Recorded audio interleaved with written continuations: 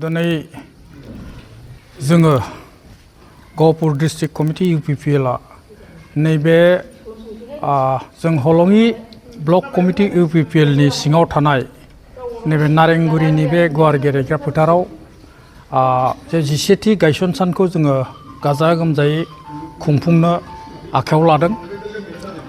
नाथाय जोंनि बाव थासारिया सानथामसोनि सिगांनिफ्राय जोबोद अखा हानायनि जाहोनाव जोंनि बाव फैनाय जेरै गहपुरनिफ्राय सनापुराव बे नारेंगुरियाव फैनाय लामा हलंगी दैनि लामाया बायस'नायनि थाखाय आरो बेनि लोगोसे बेजों जिथुनाखि लोब्बा थानाय लामाफ्रा गासैबो बायस'जोबनायनि थाखाय जाबायदि मानसि फैनांगौमोन बे मानसिफ्रा फैनो हायाखिसै।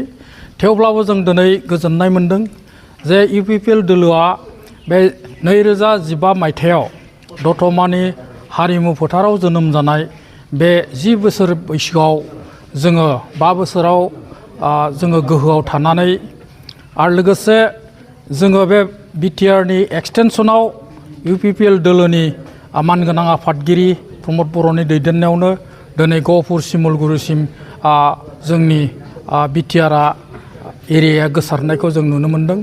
बिनिखायनो जोंहा गोजोननाय दङ आरो बे गोजोननायनि थाखायनो जोङो दिनै आरोबाव जोङो बे BTR खौ आबुङै जाफुंहोनायनि थाखाय जोङो खौसेयैनो UPPL दोलोनि गेजेरजोंनो जोङो मोनसे गुबुन गुबुन हारिनि गेजेराव जि खौसेथि जि सान्थि बे सान्थिया बहाल लाखिनानै जोङो फैबाय थानाय समाव रायजोनि जानानै खामानि मावलांनो थाखाय दिनै आरोबाव फिन खेबसे जोङो गोथार UPPL नि फिरफिलानि सिङाव जों सदबांसा लादों।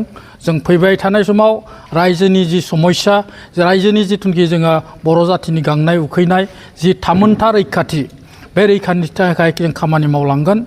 जातीय संगठनफोरजोंबो जोङो जोंनि आइडिय'लजिखौ नोजोर होनानै माने जिखुनु समावनो जोङो जातिनि समस्यायाव बारसोमनो थाखाय थियारि होननानै जोङो दिनैनि दिनाव गासैबो UPPL दोलोआ सारा जों जेरावनिखि UPPL दोलो दं जों दिनै खौसेयै सदबांसा लादों।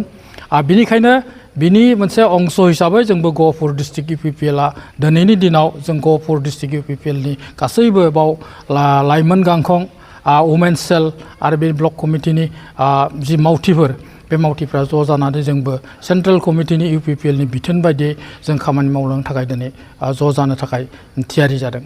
आरो जोंहा मोनसे गोजोननाय बाथ्रा जे जोङो दिनै गावखौनो गोहो गैया होननानै जों सानाखै। जोंहा 3 MP दं दाबो।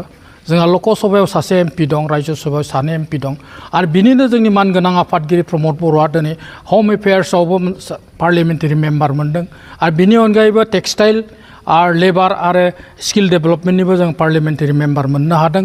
बे खुनु खारनाव सासे मन्थ्रिनि गोहोनिख्रुइ खमसिन नङा। बिनिखायनो जोङो बर' जाथिया गिबि खेबनि थाखाय दिल्लीनि पार्लियामेन्टआव सासे मन्थ्रि गोहोनि मोनसे मर्यादा मोननाया जोंनि दोलोनि गोग्गाथाव आरो जाथि बेजों लोगोसे बर' माहारिनि मोनसे गोग्गाथावना मोनसे नेरसोन जाना। बिनिखायनो जोङो दिनैनि बे गोथार माने बुब्लिनि गेजेरजों बर' जाथिनि गासैखौबो खावलायगोन जे प्रमद बर'नि दैदेननाय जि UPPL बे UPPL दोलोखौ बयबो मदद होनानै जोङो बर' जाथिनि जि आद्रा थानाय खामानि जोंनि रैखाथि थामोनथाखौ माने आबुङै जाफुंहोनो थाखाय खौसेयै जों बयबो खामानि मावनो ओंखारबोगोन होननानै आसा खालामदों।